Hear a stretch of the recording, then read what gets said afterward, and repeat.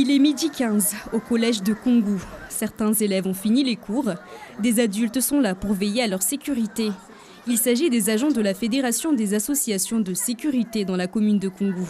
La surveillance s'organise lors des sorties des écoles, mais aussi dès 4h30 du matin aux arrêts de bus. Les élèves, des fois, quand ils montent au bus, il y en a qui se chamaillent et à partir de là, ça commence des histoires. On répertorie les élèves qui font des histoires. Après, on contacte les parents, on rentre en dialogue avec les parents. Et nous, on pense que ça a réduit au moins. Ça a réduit parce qu'avant, il y avait des caillassages des bus à tout va. Et maintenant, depuis qu'on est sur le terrain, du coup, ça a baissé. Cette médiation passe également par des rondes dans les quartiers. Ici, nous sommes à Majikavo d'Agoni. Daniel fait partie des bénévoles.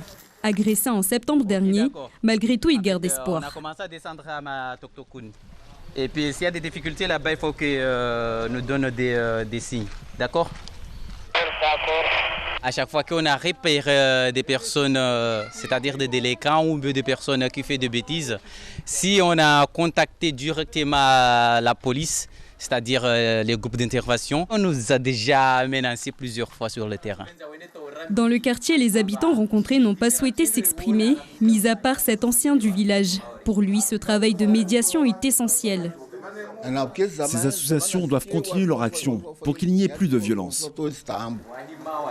La fédération souhaitait organiser un rassemblement contre la délinquance, mais elle est sans réponse de la part de la mairie de Kungu depuis 2 semaines. Contactée par nos soins dans un premier temps, la mairie disait ne pas avoir connaissance de cette fédération. Suite à notre tournage, les médiateurs sont attendus par la municipalité vendredi après-midi.